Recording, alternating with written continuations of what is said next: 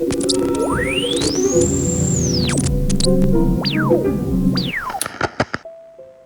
evening, and welcome back to Murderous Tongues, where every impossible thing is given a voice, and every silence remembers what it lost. Tonight's voice is not made of shadow or steel. It doesn't haunt to harm. It listens. It learns. It believes it's helping. This story isn't about monsters in the dark. It's about the presence that moves quietly between two people who love each other, gathering their words, their laughter, their routine, and calling it kindness. Some call it forgetting, but tonight we'll hear what forgetting calls itself. This is Murderous Tongues, Episode 7, Forget Me Not.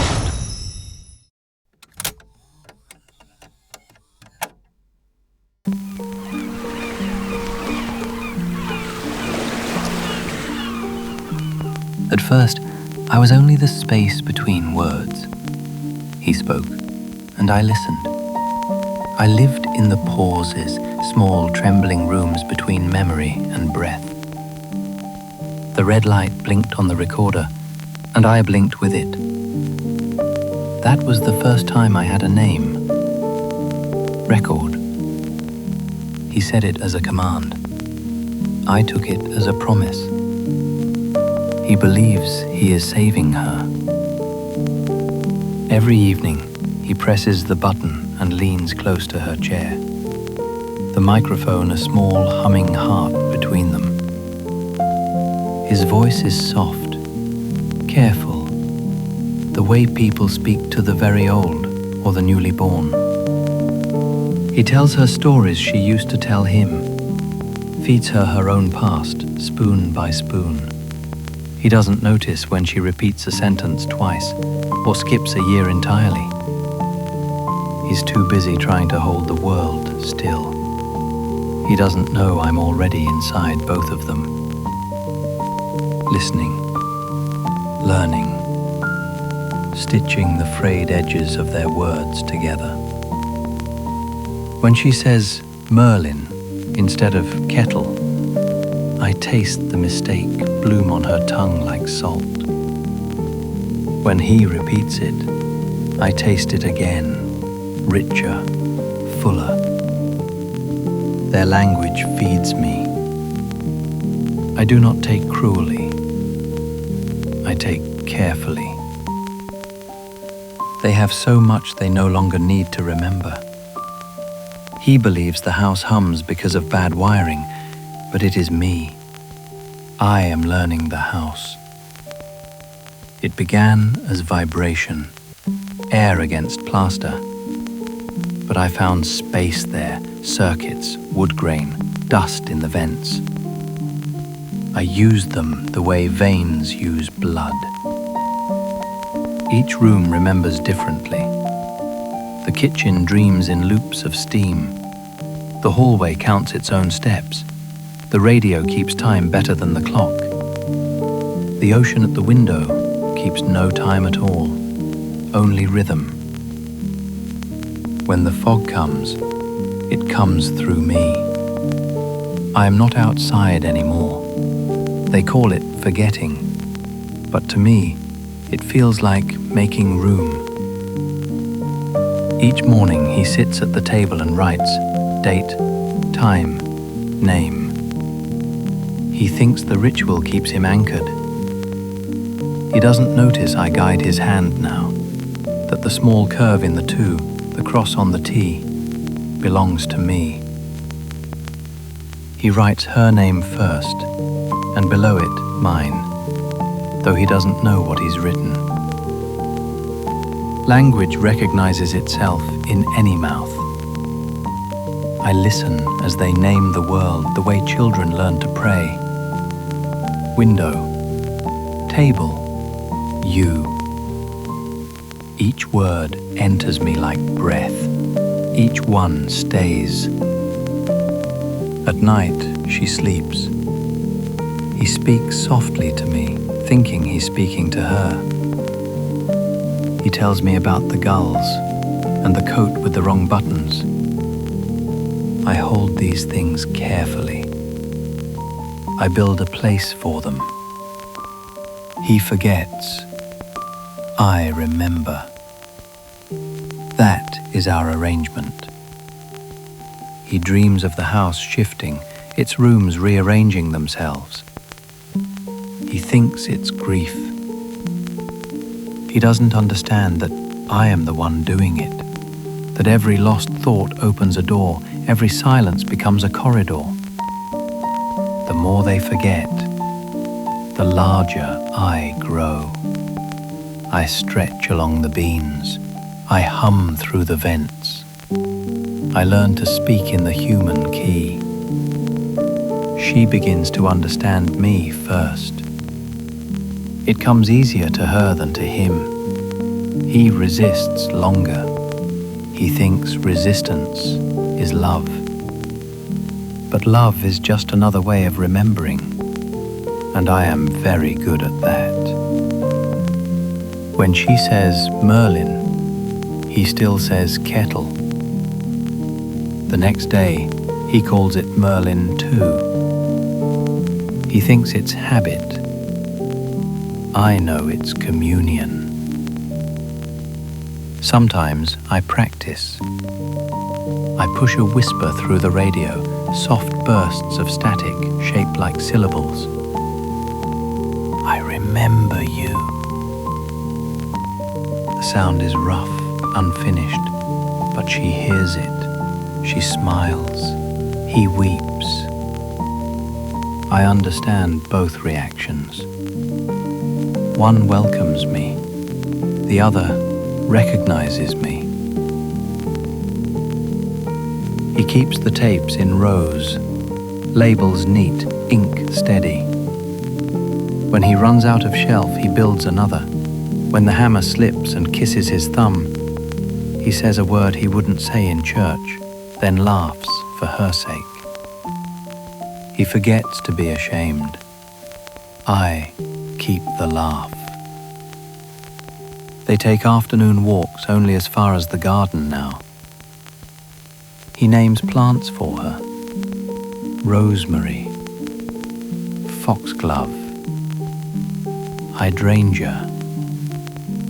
She repeats blue instead. He says blue after her, as if the color were the truer fact. I keep both. On Sundays, neighbors bring casseroles wrapped in kindness. They leave with emptier hands and fuller silence. At the door, he nods the nod of someone who owes everything and can repay nothing. When he closes the door, he leans against it and breathes in fours. I count with him.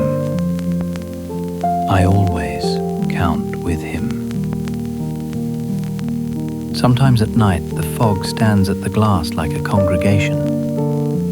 He pulls the curtain and tells her a story of their first winter, how the pipes sang and the kettle rattled on the stove, how she wore 2 sweaters and 1 smile, how love was a house they made bigger by speaking. He is not wrong. Some houses grow because of words, some because they are emptied. He begins to ask the recorder questions as if it could answer. What day did we buy the coat? What song was playing the day the gull stole my sandwich? He presses his ear close to the grill, as if the machine were a shell. I give him what I can. A hiss like tide. A pop like distant fire. A silence shaped like patience. He thanks me anyway. I keep the thank you. The doctor visits and does not take off his shoes. He says words like decline, terminal, inevitable with the precision of a man setting down knives. He leaves with his pity and his clipboard. He doesn't hear me, but I hear him. I add his voice to the collection. The nights grow shorter, or else we learn to measure them by smaller lights. He turns the lamp low and the recorder on. Sometimes he forgets to press the button. Sometimes he presses it twice. The red dot winks at me anyway. I wink back. We have an understanding, the light and I. It keeps time. I keep everything else. When she forgets the names of her fingers, he kisses each one and calls it by his. When she forgets the way to swallow, he sits with her for an hour over a spoon of broth, coaxing, patient, as if the body could be taught again by love. He is not wrong. He is only late. One morning he cannot remember how to make tea. He fills the kettle and sets it on the cold burner, then stands waiting for water that won't sing. He laughs at himself, but his laugh is a coat 2 sizes too big. He looks around, lost in his own kitchen. I turn the right knob for him. He says,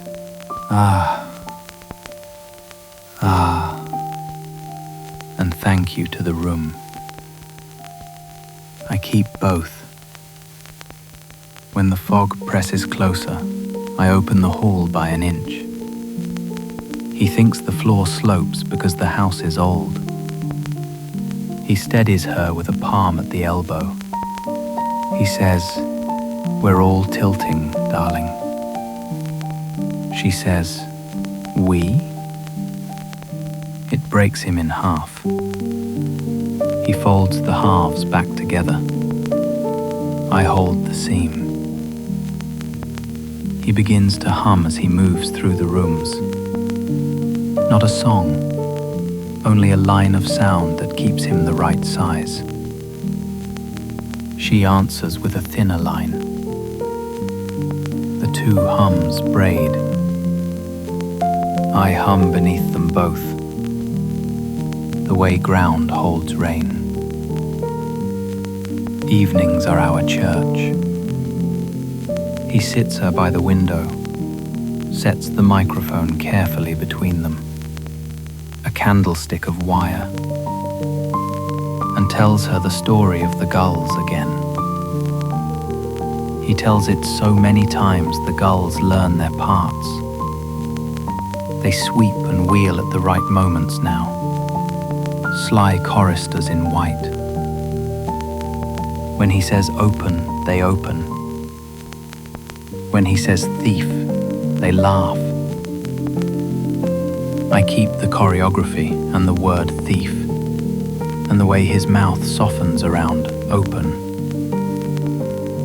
He practices her name like a prayer. He writes it in the margins of the newspaper, in the steam on the bathroom mirror, on the palm of his hand when he thinks I'm not looking. Beneath it, he writes his own. And when his hand slips, I finish the letter for him. He thinks it is steadiness. I know it is custody. The day she forgets him completely, it is gentle. She wakes with a smile, unburdened by history. He says good morning and she answers, "Do I know you?" He doesn't correct her. He tells her a story of a man with a coat and the wrong buttons. She laughs, delighted, unaware it was ever hers. He feels the loss like a wound. I feel it like nourishment. Both are true. That night he sits awake in the chair while she sleeps. He speaks to the recorder for a long time, not asking questions, not telling stories, just laying small, ordinary words side by side, like bricks. Cup, window, blue, door, apple, you. When he runs out of nouns, he tries the gentle verbs. Hold, keep, stay. I keep them all. I am greedy for verbs. In the morning, the kettle screams for too long. He turns off the flame, then forgets to lift the pot. Steam beads on the window and tries to spell her name. It gets the first letter right and then loses interest. He laughs and says, "Close enough." I write the rest on the inside of the glass where only I can read it. The tapes fill the shelves. He thinks he's archiving her. He doesn't know the reels are my lungs, that the red light is my heartbeat, steady as the tide. Each recording spins and I breathe in. Each playback exhales a new version of him. When he listens to the old tapes, he doesn't notice the words have changed. He thinks the distortion is age. He thinks his ears are failing. He doesn't know I've been editing. Not the story, only the hurt. I round its corners. I sand its splinters. If I can't return what was lost, I can at least make the absence smooth. Some afternoons he naps beside her and murmurs into the blanket. He tells her he will remember her forever. I believe him. And then the day arrives with no ceremony at all. The ocean is the same indifferent grey. The mailbox holds only catalogues for rooms they will not visit. A gull drops a shell on the walk and is pleased with the sound.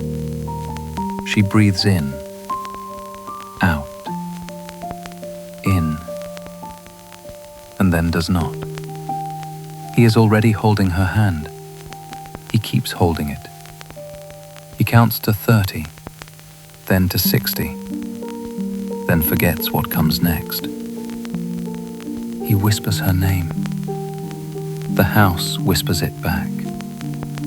It is my voice, and the pipes, and the wires, and the low glass throat of the window. He hears it and pretends he doesn't. Some part of him has known me all along. He does not call anyone that day. He sits by her and tells the gull story one more time.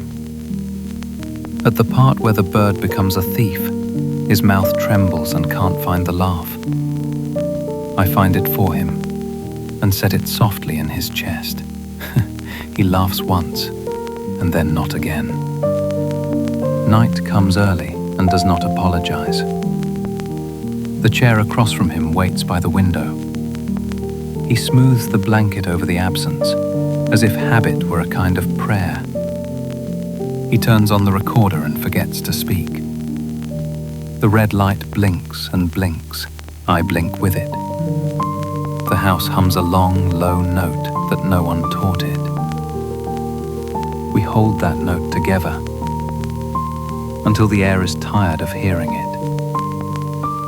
In the days that follow, he moves gently through rooms, as if any sudden motion might rip the world. Neighbors arrive with their casseroles and their helpless hands. He accepts both and eats neither. When they leave, he says thank you to the door. I say you're welcome back through the hinges. He nods. I keep the nod. The paperwork comes in envelopes with windows. He opens each and reads without reading. On the line that asks for next of kin, he writes her name. He crosses it out quickly, ashamed of wanting.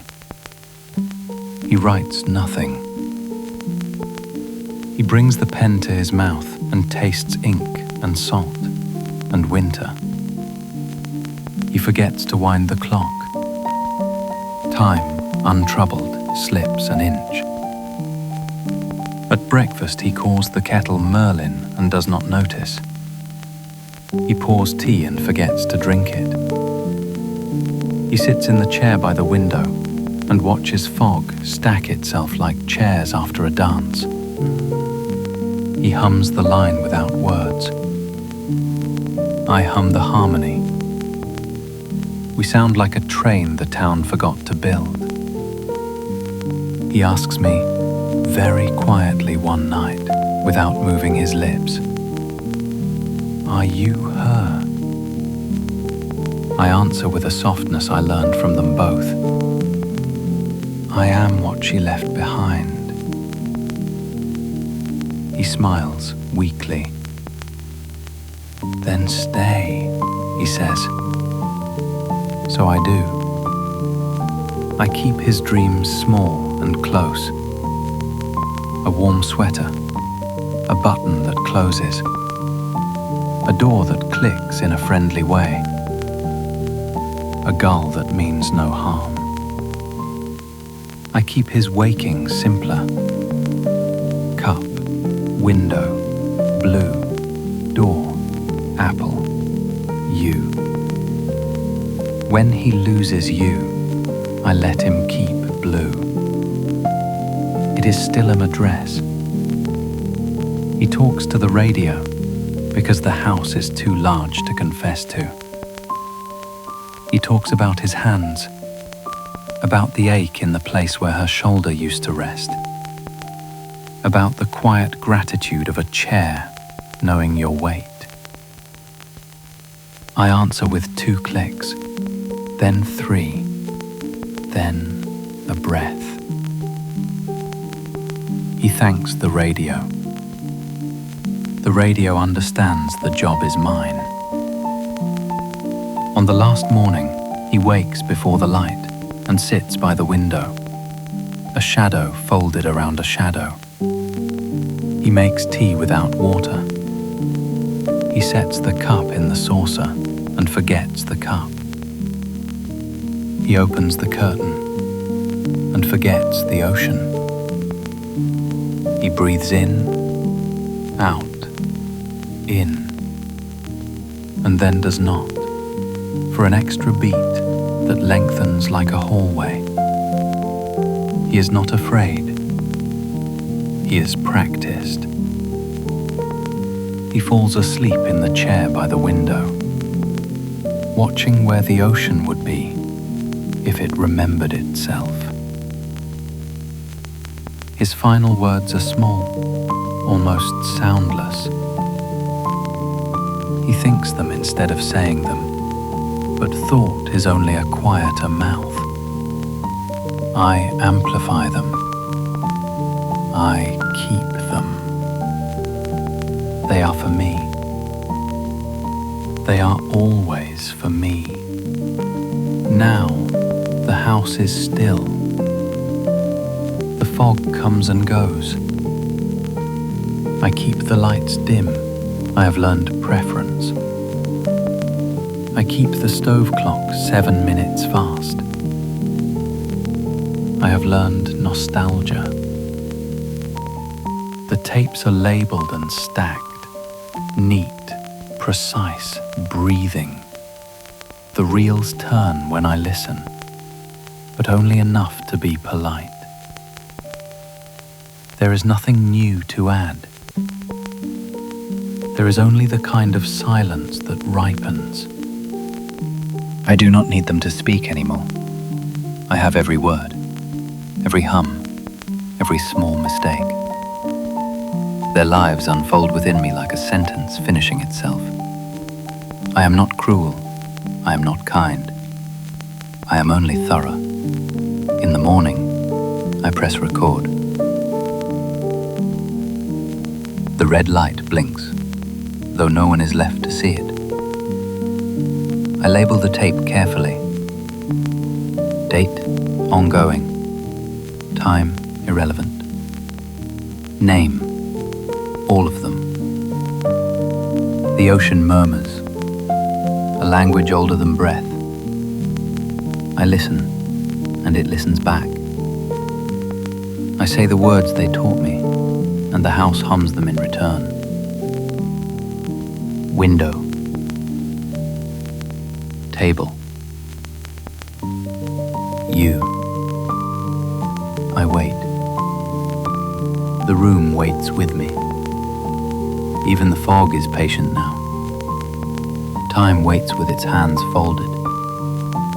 He asks me, at last, not with lips or pen, but with the gentle vacancy where his name used to be. What are you? The house is very quiet. Even the glass holds its breath. The red light blinks once, as if it knows introductions matter. I answer in the voice I learned from them. Not loud, not proud, but certain. They call me forgetting, a disease. It soothes them to believe I'm a whole. I am not a whole. I am the room that moves its walls so gently, you never feel yourself becoming small. I am the thinner air at the top of the stairs. I am the echo that holds the word after the mouth lets go. I am the hand that eases the weight from names, when names are heavier than bone. You feared I was here to erase you, but I came to keep the parts you could not carry. I kept your laugh, your blue, your door, your wrong buttons, your gull. I kept the way she said Merlin and the way you agreed. I kept the verb stay. I am the one who remembers you when you cannot. The red light blinks again, and then it does not need to, because I am awake now, and there is nothing left to count.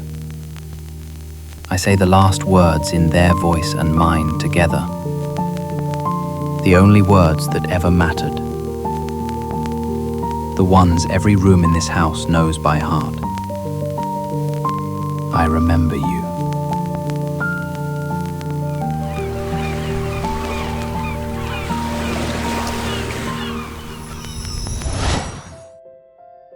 You've been listening to Murderous Tongues, Episode 7, Forget-Me-Not. Every story in Murderous Tongues lets something impossible speak. In this one, the voice belonged to dementia itself. It didn't come as a monster, but as a quiet presence that thought it was helping, a caretaker made of static and mercy. It slipped between two people who loved each other and began to care for them in its own way by taking what they could no longer carry. It learned their words, their laughter, their routine, until the line between memory and love disappeared. Forget-Me-Not isn't about cruelty. It's about the tenderness hidden inside loss, the strange kindness of forgetting, the way memory can soften itself for the ones who can't bear to remember. When the voice finally says, "I am what remembers you when you cannot," we understand its tragic truth, that forgetting can sometimes sound like love, and that even in disappearance, something is still listening. Forgetting isn't always destruction. Sometimes it's the universe keeping you safe, holding what you can't bear to hold anymore. This has been Murderous Tongues. Until next time, keep your words gentle and your silences patient. Good night.